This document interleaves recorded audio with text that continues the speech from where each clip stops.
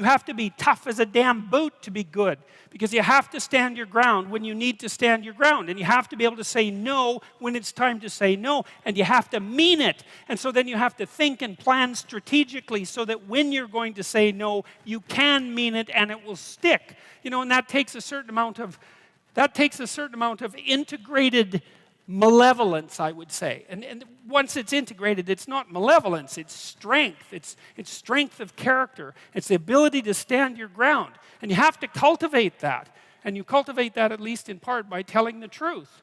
And so you take your place in the world as a decent person and as a decent citizen, and you play the hierarchical game properly. And that is to stand up straight with your shoulders back. It's like the world's an onslaught. You've got the tyranny of culture to deal with. You've got the catastrophe of nature. You've got your own damn malevolence and ignorance, right? All coming at you, plus the incredible, complicated, indeterminate potential of the future. That's all coming at you, and it's all your responsibility, and you can cringe away from it and be afraid of it and be victimized by it and be bitter and cynical about it. And no wonder, because it can be painful. Or you can turn around and you can say, man, bring it on, because there's more to me than there is to the catastrophe.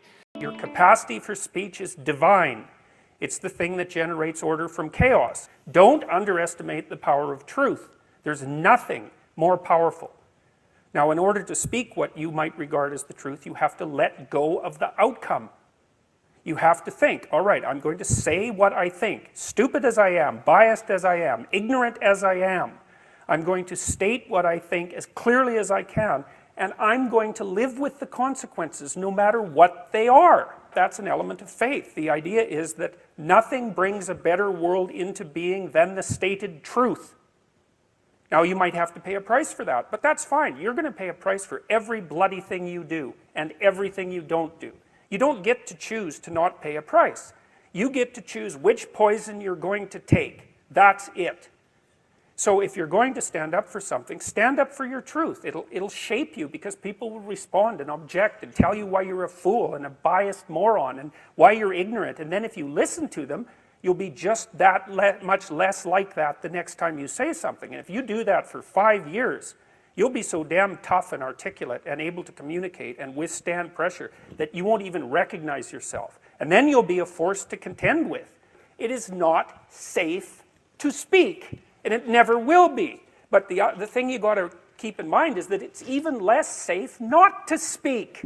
Right? It's a balance of risks. It's like you want to pay the price for being who you are and stating your mode of being in the world, or do you want to pay the price for being a bloody serf, one that's enslaved him or herself? Well, that's a major price, man. That thing unfolds over decades, and you'll just be a miserable worm at the end of about 20 years of that, right? No self-respect, no power, no ability to voice your opinions, nothing left but resentment because everyone's against you, because of course you've never stood up for yourself.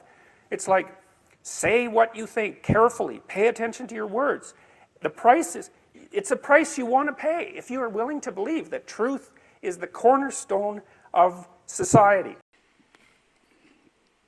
Speech is a form of articulation in that manner, because the act of speech itself is extremely complicated.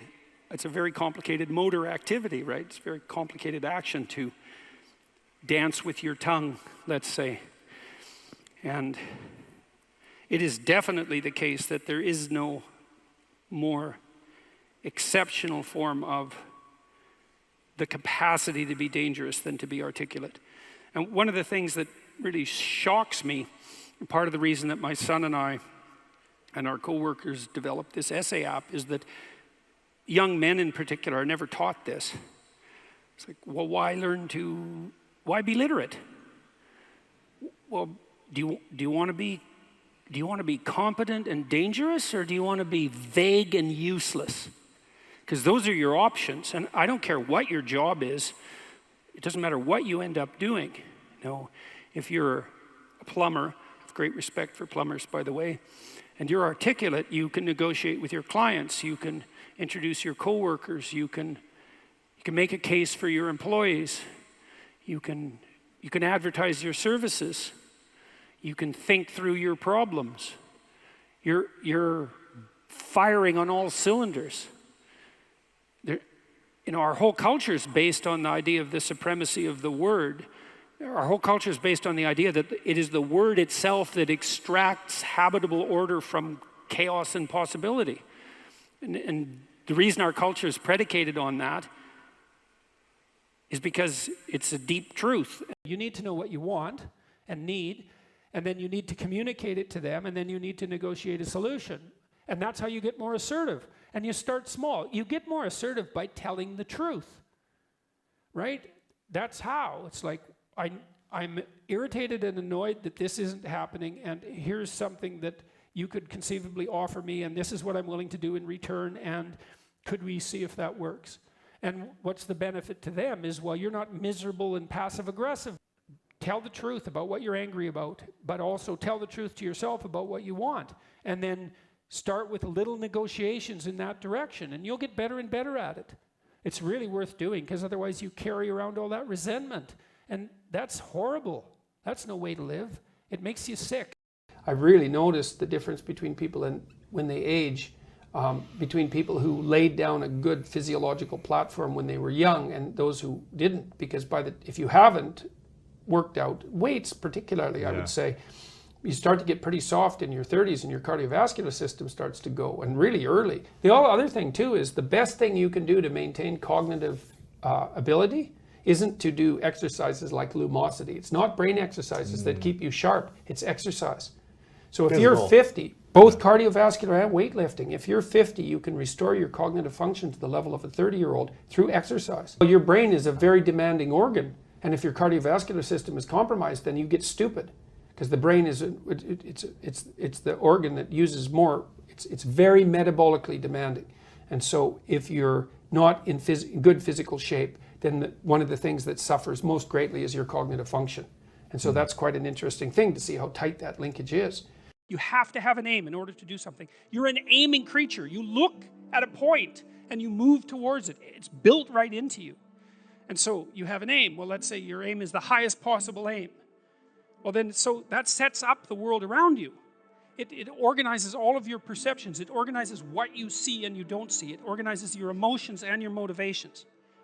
So you organize yourself around that aim, and then what happens is the day manifests itself as a set of challenges and problems, and if you solve them properly, then you stay on the pathway towards that aim. And you can concentrate on the day. And so that way you get to have your cake and eat it too, because you can point into the distance, the far distance, and you can live in the day. And it seems to me that that makes every moment of the day supercharged with meaning. That's how, because if everything that you're doing every day is related to the highest possible aim that you can conceptualize, well, that's the very definition of the meaning that would sustain you in your life. Well, and then the issue is, well, back to Noah. Well, all hell's about to break loose and chaos is coming. It's like when that's happening in your life, you might want to be doing something that you regard as truly worthwhile. Because that's what will keep you afloat when everything is flooded. And you don't want to wait until the flood comes to start doing that, because if your ark's half built and you don't know how to captain it, the probability is very high that you'll drown. Ask and it shall be given you. Seek and ye shall find. Knock and it shall be opened unto you. For everyone that asketh receiveth, and he that seeketh findeth, and to him that knocketh it shall be opened. That sounded pretty optimistic.